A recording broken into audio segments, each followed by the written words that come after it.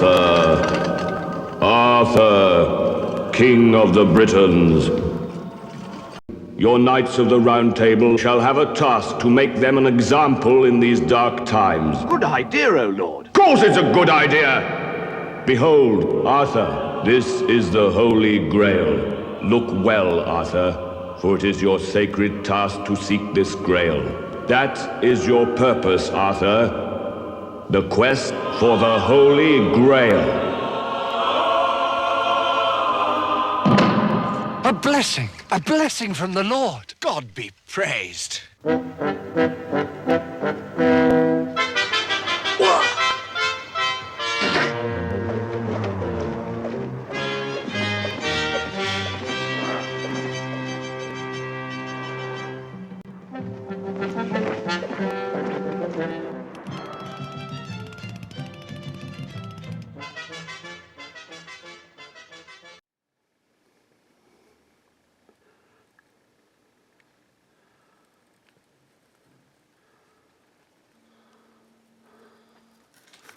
What am I up to?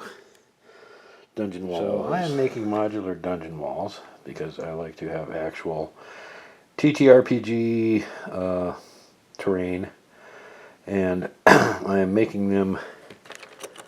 Well, here's a little 3-inch section.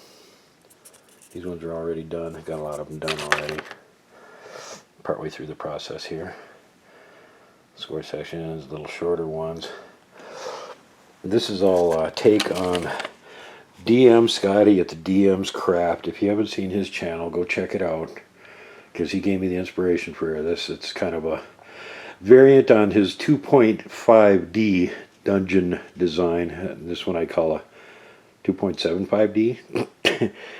But his original list was, well, you have to have 12 1.5 inchers, and 12 3-inchers, and 24 6-inchers, and 12 inchers. So I got some of these built already, as you can see over here, and I am making more of them. I have to complete. I've got all the rest of the 12 inchers cut out. I've got most of the 6 inchers cut out, and I got a sheet with the remainder that I'm going to cut out. And then the methodology is, you see how nice that stands up all on its own. What you want to do is weight it a little bit. This is you take and pour hot, regular old Elmer's glue, fill all these corrugations in the bottom with it, and then you put it on a piece of thin cardstock. In this case, we are using the remains of a Raisin Bran box. You can see how thin that is. So you fill the corrugations with glue, stick it on there. And then what you do to weight it a little bit, while it's drying, you grab your handy man cave grizzly mug filled with sand, and you pour sand in the top of the corrugation. So while it's setting up and drying and sticking to the piece of cardboard, that is also melding in with all of the white glue in there. So after it completely dries, you can turn it upside down, pour out anything that's left loose in there, and that'll give you a nice weighted bottom on it. And I'm still going to go through with that on the rest of these because they work out really nice that way. And then DM Scotty went ahead and put a layer of hot glue on the bottom after you cut it out, so it was the same shape as the wall. It'll keep it from skidding around, which I did on a bunch of these previously, but I've decided to make mine magnetic. So I got a metal sheet here, and they're magnetic. Even this also magnetic, so none of this stuff will move around. And metal sheet like this, pretty cheap. I just spray painted it black, and then I can lay out all the corridors and rooms and everything in the dungeon. I've got the whole thing modular. So that's basically how it's going to work. And you may be asking, but Duke, why aren't you making walls that are that size? Because that's actual height of dungeon walls. Yeah, And it looks awesome too, huh? It'd be nice to have a few walls that size just for rooms and stuff. But the problem is when you're on the table and you're looking at it, and you've got like a little standard size corridor. It's pretty thin. And, okay, so now you kind of got a canyon there. Unless you're like directly over this, you can't see what's going on in there.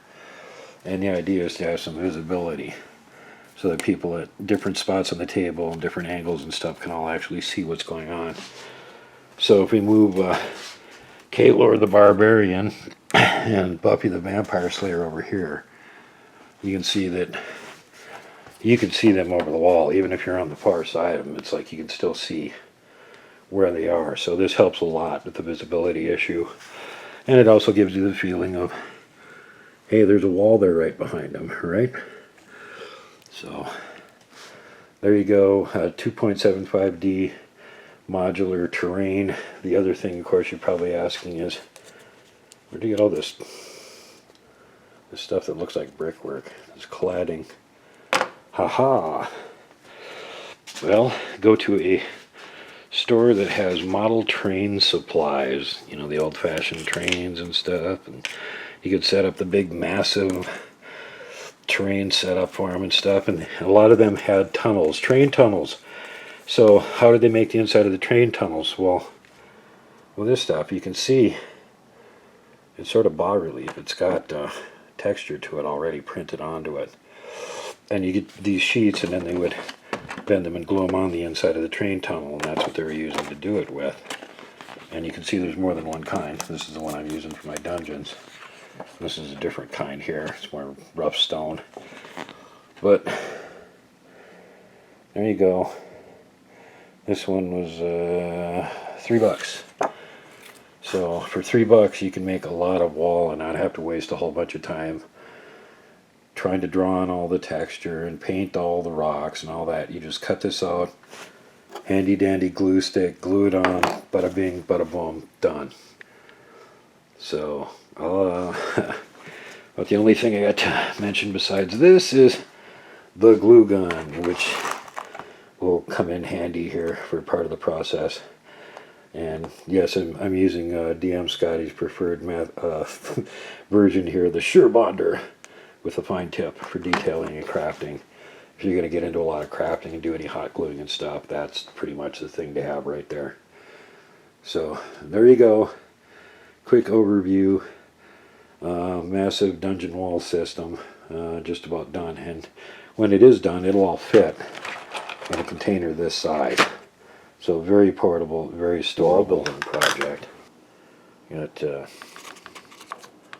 of the 6-inchers here, as you can see, already with magnets.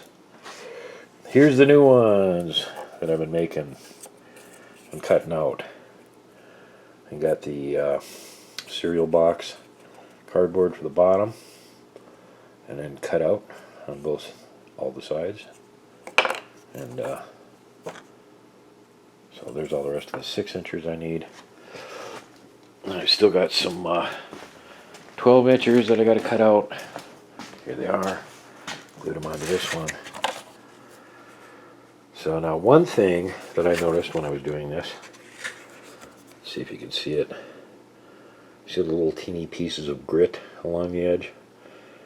If you guys do this, make sure you actually wipe the outside edges of this off after you stick them down, because when you go to pour the sand in the top afterwards, it'll stick to those edges.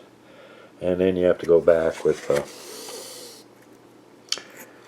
some kind of a blunt implement and just basically scrape it off again. I'm trying to get this at an angle where it's upright and you can see it. There we go. See all that little grit? Gotta knock all that off there before you can cut them apart. But then I'll be on to the next phase, putting the cladding on everything so that we have all of them with their exteriors done. Backsides get painted black, and then I put magnets on. Okay, updates. There's all the new wall sections that I'm working on.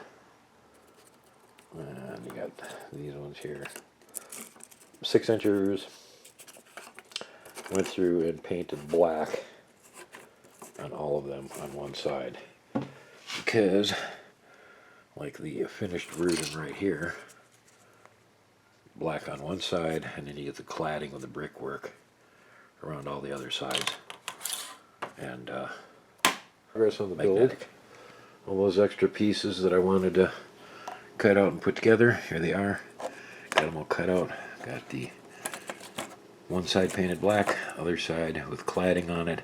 Still need to wrap it around the edges and then put a top piece on it. But I was thinking that I didn't have enough sheets of this in order to finish what I had. And hey, I got several more. So, because DM Scotty's checklist, which I still have here, 1.5 inch, 12 of them, 3 inch, 12, 6 inch, 24, 12 inch, 12. I've got all of those. Some are finished, some are in process. But you've also got these other intermediaries that he didn't call for in his building plan. 4 inchers and 5 inchers, which I have cut out. So, and since I have the material to do them, I am going to go ahead and do those too. And as long as I got you here, here's an old build that I did. This is for a passageway that's collapsed. Rubble. And then there's another one. This is for the end of a passageway where it's completely collapsed and blocked. And look carefully in the rubble there.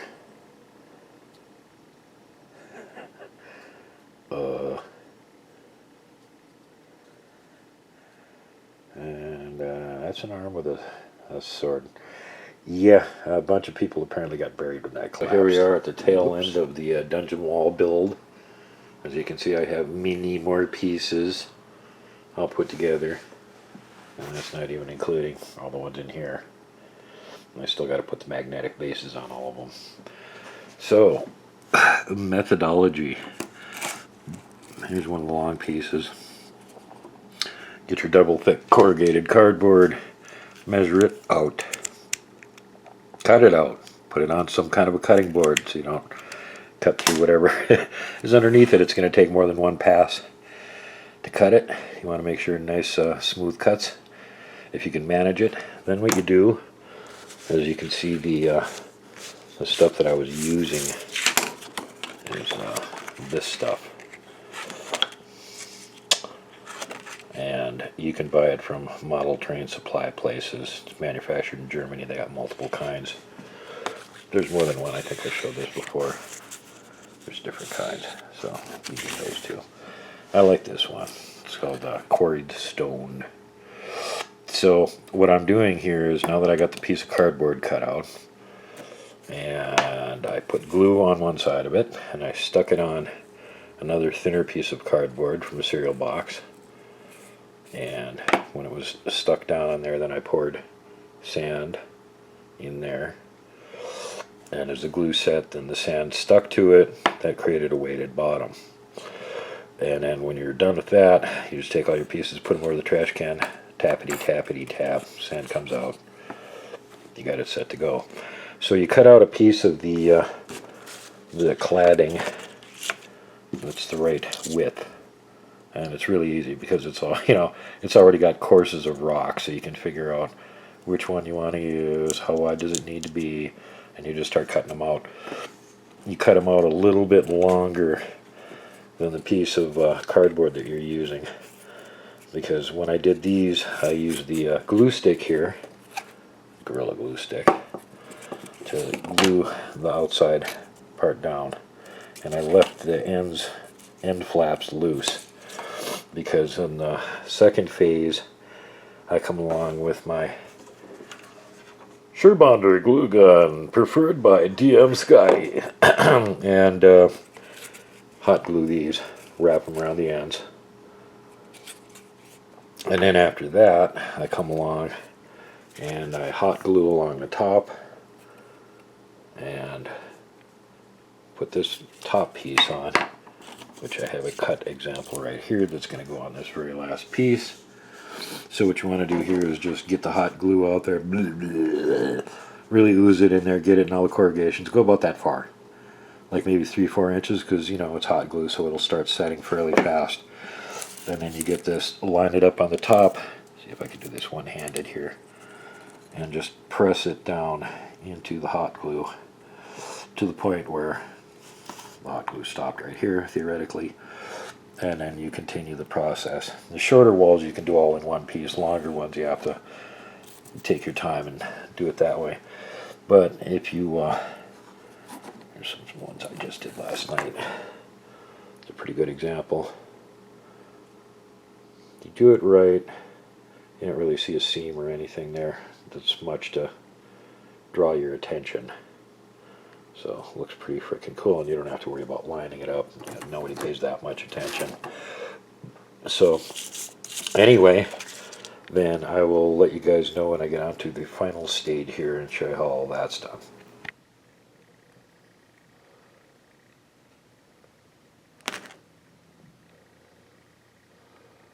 Kaelor the Barbarian, surveying, along with Buffy the Vampire Slayer,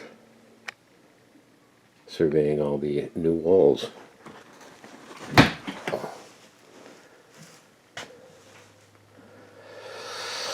There they are. Finally got them all built. Ranks upon ranks upon ranks upon ranks of walls. And some spiral stairways. All different sizes. Okay. Alright, before I show you one of the dungeon constructions, here's something I made a long time ago, and this is a whole box of different doors that I can use. And most of them are handmade, some are made out of wood, some of them are just injection molded plastic ones that I painted up. And then I've got broken door there too, so if the big Hurricane hero smashed the door down, he'd put the busted up door on the ground.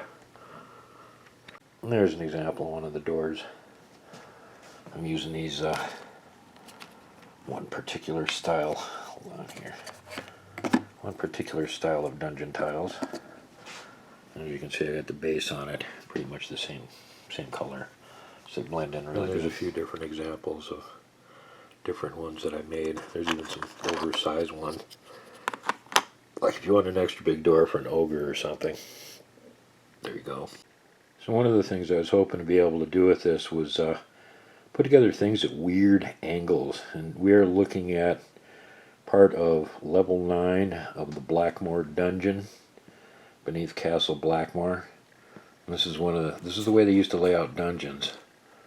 Not because it made any sense that tunnelers or whatnot would want to make things like this, but because in the early days somebody in the group was actually mapping all this on grid paper as they went through it. And if they messed up where those turns were in the angles and stuff, your group could get hopelessly lost. Which was bad in those days because nobody had night vision, nobody had underworld vision, except for, you know, some very, very few characters. So if you got lost in the underworld, you ran out of torches, you couldn't see anything, and you got jumped by monsters, and you got killed. So it was important to not have that happen, and the main way to circumvent that was to actually have accurate maps with labels like that that say Orc Tribe's border on it. So this is an example, and this is, yes, from the oldest days of D&D. Gary Gygax was not the first person that had a D&D campaign. It was actually Dave Arneson, the co-creator of D&D, that had the first campaign game going on. And yes, you can even get a copy of the Dungeons of Castle Blackmoor. And before we go on, let me digress a little bit and show you a quick video of Dave and the first 10 levels of this thing. It's actually 20 levels. A blessing from the Lord. God be praised.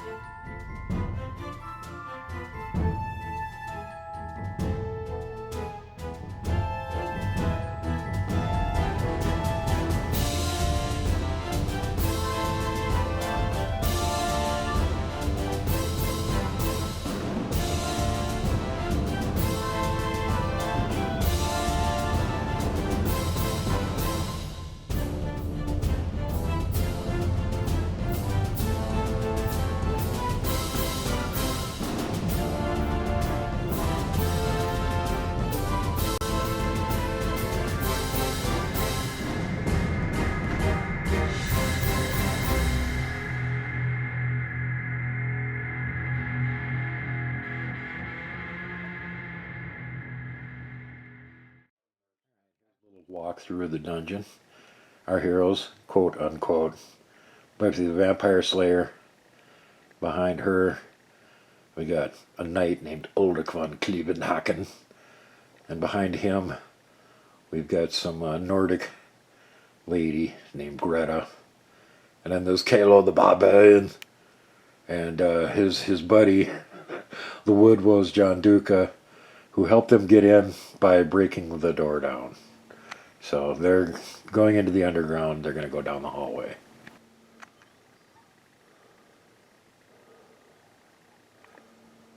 That Woodwose had trouble fitting in there. So our heroes go around the corner and they see, hey, there's a pool of water there. Buffy covers the access with her pistol crossbow, while Ulrich and Greta both take a look at the pool of water. Wonder what they're gonna do. Alright. Well, Ulrich decides that watery pools down in the dungeon are dangerous to investigate, so he's leaving it alone. Greta, on the other hand, decides that she needs to check out and see if the water is nice and clean or not. So she goes over to the puddle. And as soon as she disturbs the water, there's a huge eruption. The fountain comes up, and it turns out it was actually a water weird, which then promptly grabs her and drags her under to her watery death. Everyone else decides wisely to give that pool as much room as they can, and they all make their way carefully around it, and then they make their way through an opening into a larger room with some columns in it. And you can see they're printed on the floor behind Buffy. It's a 2D version of bookshelves. Now I'll go into the room and check it out. In the middle of the room, there's a pool of water.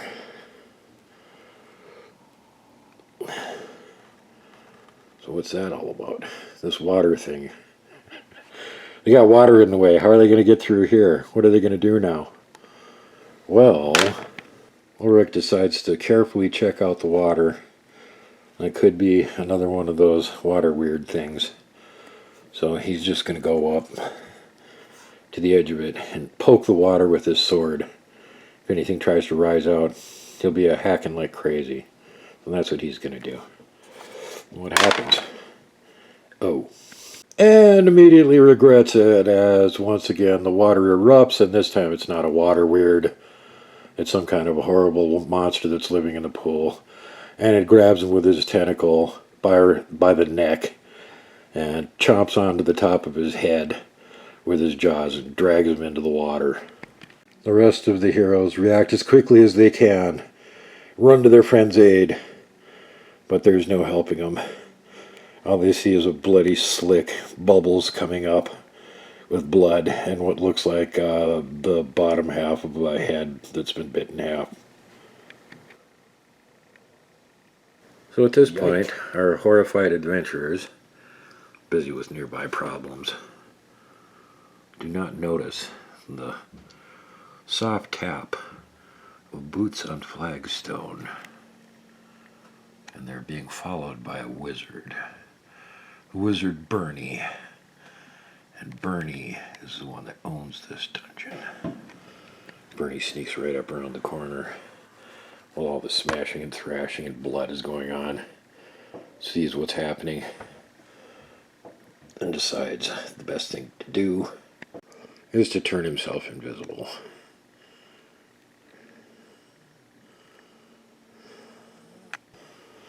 Meanwhile, our heroes are not too sure about how to get across this highly dubious, now known to be dangerous pool in their way. Buffy decides that since she has high dexterity and a few feet of running room, she's going to try and leap across it.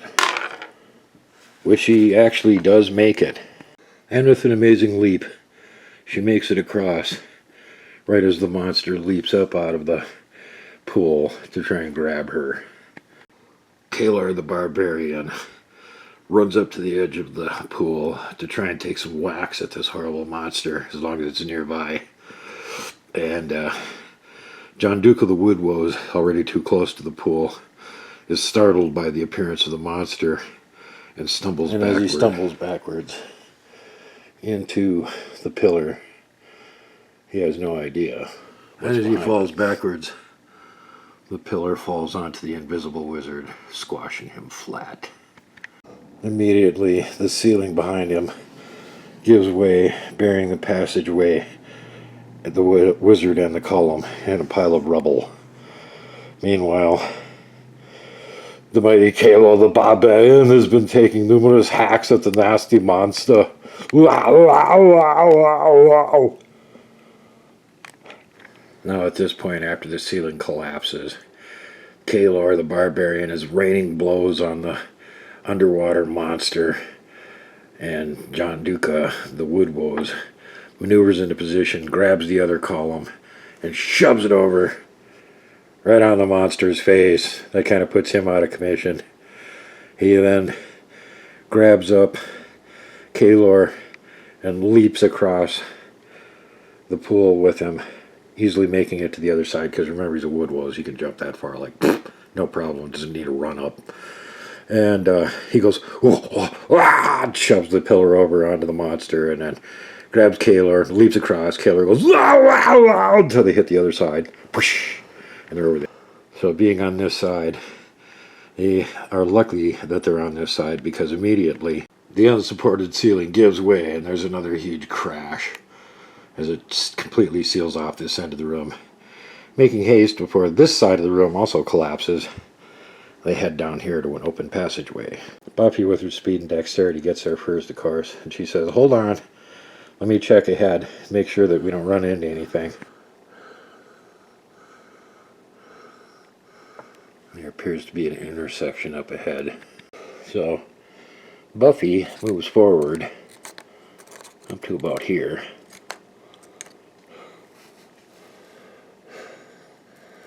And she does not make her perception roll. Okay, Buffy, make a dex check.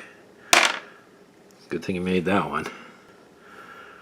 And successfully making her dex check, she gets to leap backwards to where she was at.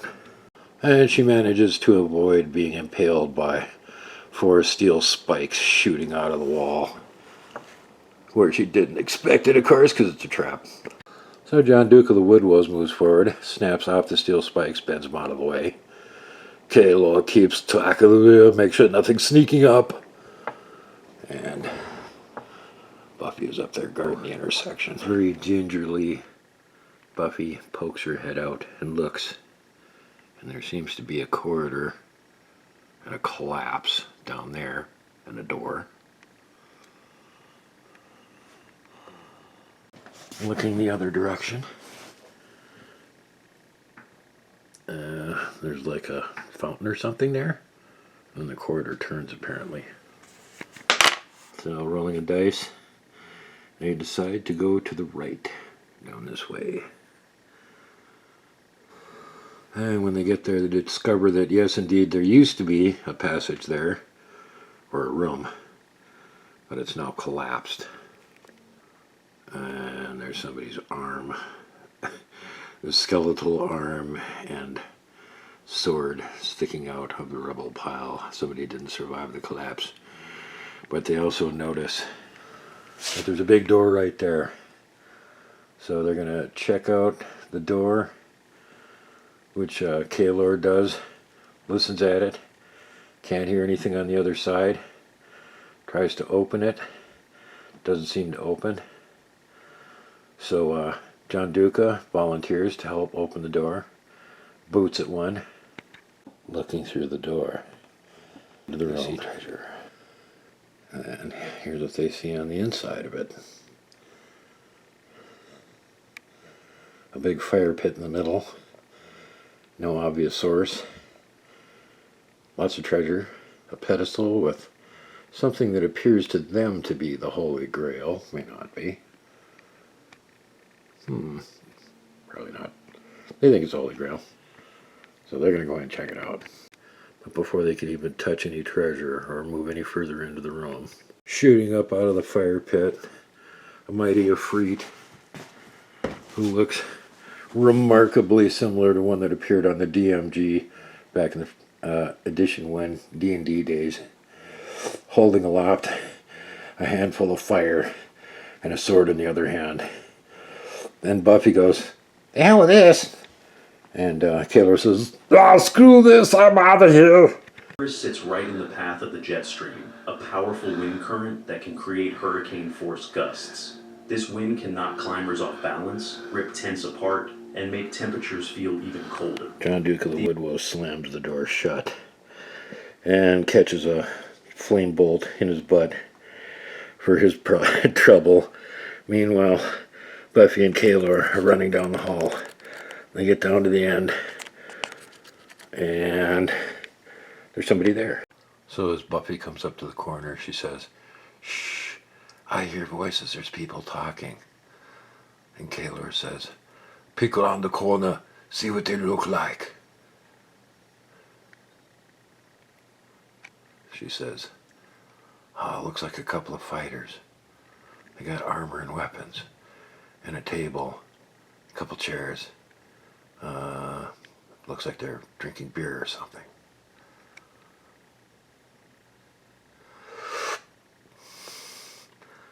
So Kaylor says, "Do they look like locals? Or are they hirelings?" She goes, "How am I supposed to know that? Hold on, let me find out." So Buffy pops around the corner and says, "Hey guys, I'm lost. Are you around here? Can I get from around here? Can I get directions?" And one of them says, "No habla common." "Oh, okay." So she ducks back and says, "Hey Kaylor, they said they don't speak common." He goes, "Hold on, I'll try." So Kaylor steps around the corner and says, we're just on a tour group here and we got lost. Can you guys help tell us where to go?" "What do we look like, the information desk? We're here to guard this stairs, nothing more." "No, you look like hirelings, outlanders such as myself. Why are you even here? Who has got you posted here?" "Go back the way you came. You're not allowed to go down the stairway. That's our orders. Who let you in here anyway?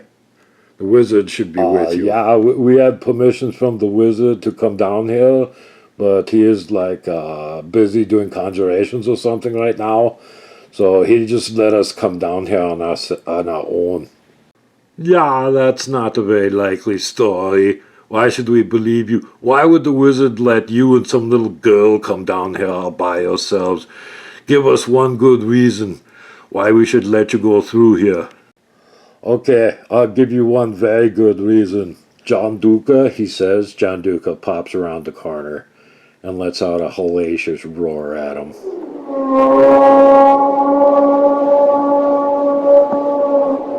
They totally failed the morale check.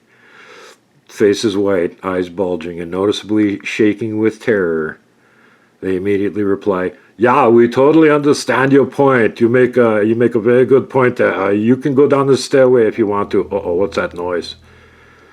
And they start hearing it. Bells tolling in the deep. Again. And the sound is growing closer to the stairs. Something coming up. Eerie gray fog begins to ascend, cold and clammy up the stairs, as if preceding something even more terrifying. And then, coming out of the mist, appears Rest in Peace.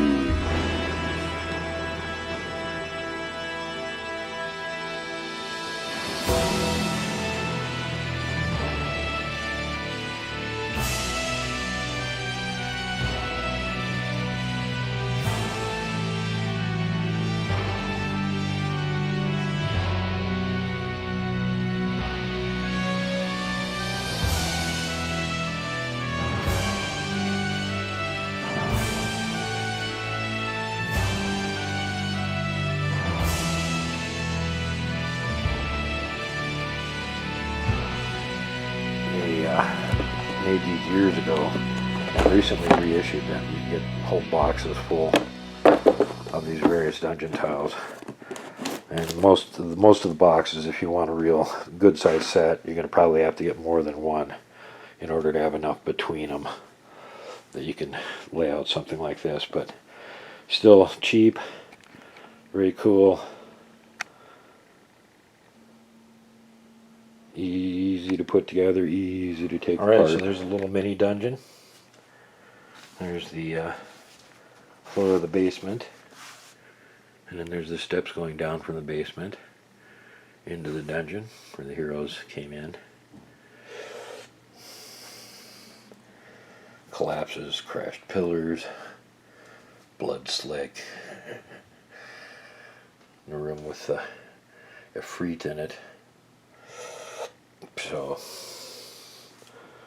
all of this was easily and manageably laid out on my one sheet of metal that I have all of it attached to. And the nice thing about it is that if you, of course, if you remove the miniatures, this thing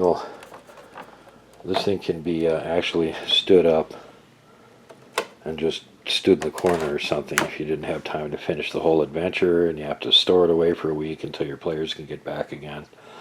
All you got to do is pull the pull all these little pieces off, put them away, and you could just set this whole thing up, put it in the corner or something, and then have it ready to go again when they show up the next week. So one of the nice things about this, and I got enough wall sections and stuff that I could lay out an area about 4 times this size. So hope you enjoyed the walkthrough on the dungeon and how to build and in this case deploy your own modular dungeon walls. In case you're wondering about the tiles. Now for some unfortunate sad news. The Wizard Cask, Tim Cask, was one of the original D&D guys way back in the day. He was the first person TSR ever hired to be a staff person. TSR, of course, the company that originally released Dungeons and Dragons. And you are seeing an original monster manual. And there you go, TSR Hobbies. Tim Cask was also heavily involved in Curmudgeon in the Dungeon. You can go check that out, where you do an update pretty much every week. But one of the last few remaining original D&D guys, now sadly departed, and leaving only the mighty Rob Kunst Robilar, who is currently calling out the owners of Dungeons and Dragons for being woke-tards. Go Robilar. Alright everybody, sorry about the sad news. Hope you enjoyed the dungeon build and the little silly walkthrough on it. And have a great day until the next time. Keep on crafting.